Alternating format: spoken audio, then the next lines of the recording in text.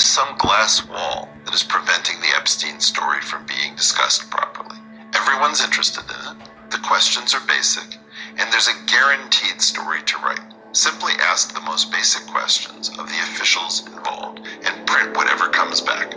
Whatever it is, there's no possibility of an uninteresting answer to the central questions. And yet, the central questions are not asked. The first one is very simple. You have to ask every government that might be involved, was Jeffrey Epstein known to be attached to any intelligence agency anywhere in the world? Then you have to ask, were file activities known to the intelligence agencies, and was there any kind of tacit approval or understanding, or is there a categorical denial that such techniques may never be used? Now, we have not recorded the no comments, or we don't discuss sources and methods. That's typical in these stories, where you should be able to say, can I at least get a statement that we would never condone activities to be used for intelligence gathering purposes? All right, the next question. Jeffrey Epstein was supposed to be a hedge fund manager of some kind, and he had extensive offices at a place called Villard House, the former Helmsley Palace. This trophy building is a place that I myself dropped off materials for Jeffrey Epstein to review in connection to a hedge fund matter. What I want to know is, where are the trading records from Villard House? It would be almost impossible to go back in time and fake trading records for a $1 billion plus hedge fund. And yet nobody seems to have ever recorded a trade with Jeffrey Epstein. We don't know where he did prime brokerage. There are no financial records that explain his fortune. Are those publicly available? Should those be publicly available? I don't even care about that. Where are the records? If there are no records, I mean, presumably this person paid taxes. Presumably this person had to make SEC filings. I don't know. But the key issue is, I don't think there was a hedge fund. When I met Jeffrey Epstein, which might have been something like 2002, before he was charged with sex crime violations in Florida, I did not believe that Jeffrey Epstein was a hedge fund manager. I, in fact, called my wife at the time, and I said, this man appears to be a construct. It's like they've hired an actor to play a hedge fund manager. This person didn't behave like the super rich normally behave. He didn't behave like a hedge fund manager behave. He didn't have any of the substance that you would normally associate with people of that class. I'm not saying he wasn't smart, but he was glib, and he lived essentially like he was Gatsby. But he was an absolutely terrifying person to encounter. It would be surprising to me if I was alone, in that I immediately had the suspicion that I was looking at somebody who had been constructed rather than something that had organically arisen within the financial community. My guess is that whatever this story is, it represents some very powerful structure that we tripped over. And I tripped over that structure in 2002. And I was convinced at the time, before there was any knowledge about this Florida situation, that this was constructed. I mean, we have a very famous case of a guy named Eli Cohen, who was fitted with a backstory and became a playboy in Damascus and held orgies, if I understand correctly, where he collected information and leverage against people in the Syrian government.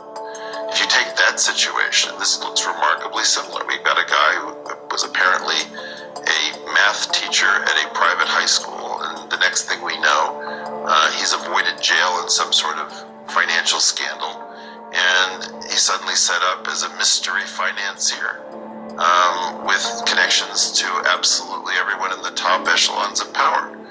Something doesn't smell right about the story, given that nobody appears to have ever traded currencies with a guy who was apparently moving billions as a currency trader. And was this kind of well known within the financial industry at the time? There were two fortunes that were truly mysterious: Bernie Madoff and Jeff Epstein. In the case of Bernie Madoff, the belief was that he had a legitimate business and an illegitimate business, and he used the legitimate business as a source of profit by front-running it inside of his illegitimate business.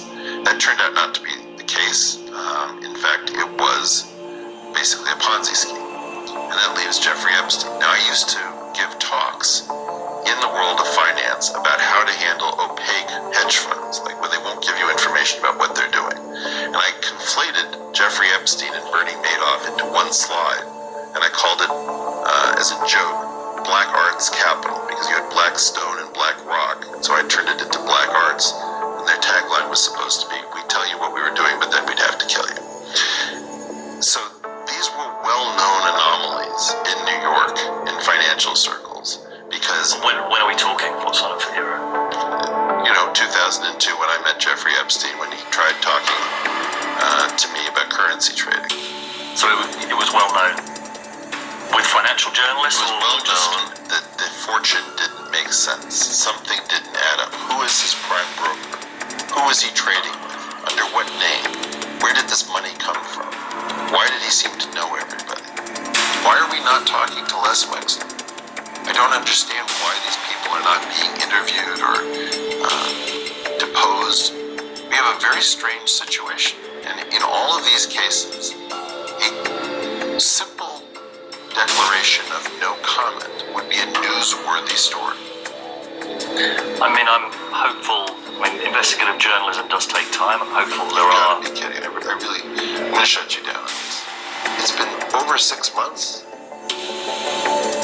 This doesn't take that long.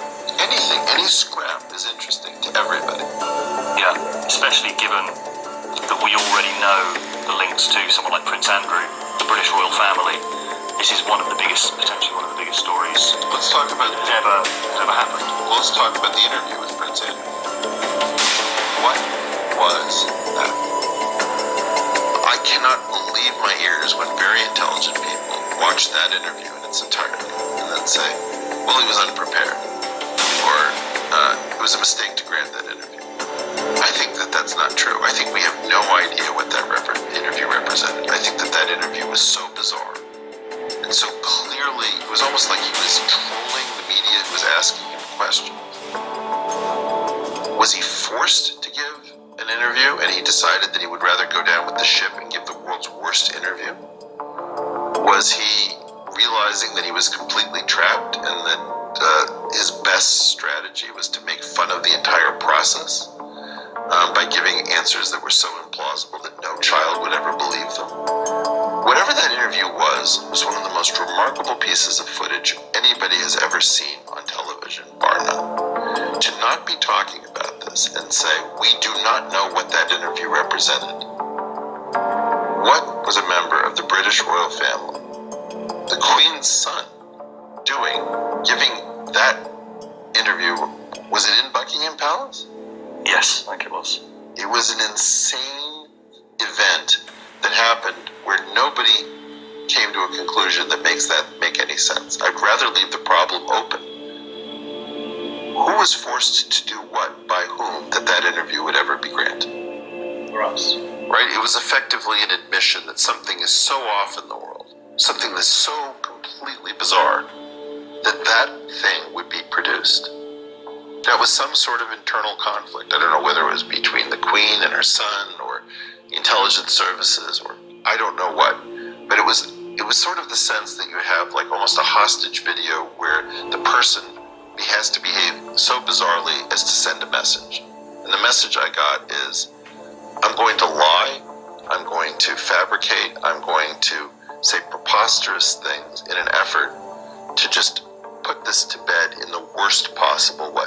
Like somebody created a Gatsby-like character out of a Ralph Lauren lookalike who's apparently recently been a math teacher at a private high school. Nothing added up.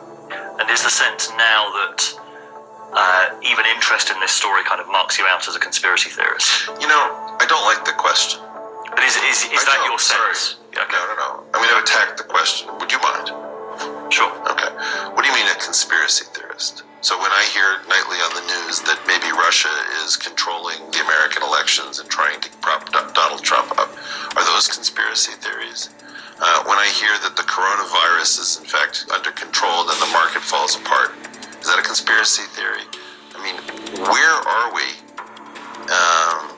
in history that conspiracy theorizing is a privilege of the people inside the institutional class? No. That's incompetent. We have discovered conspiracies previously in the United States. COINTELPRO is probably the most disturbing conspiracy that we found within the last 50 years. In fact, conspiracies happen and you need to be able to go after them.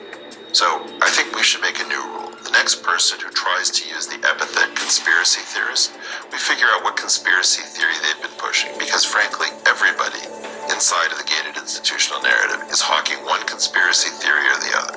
It's time for this technique of trying to intimidate people by using that epithet to die. And if you want to come after me, be my guest. Do it in print, and let's have some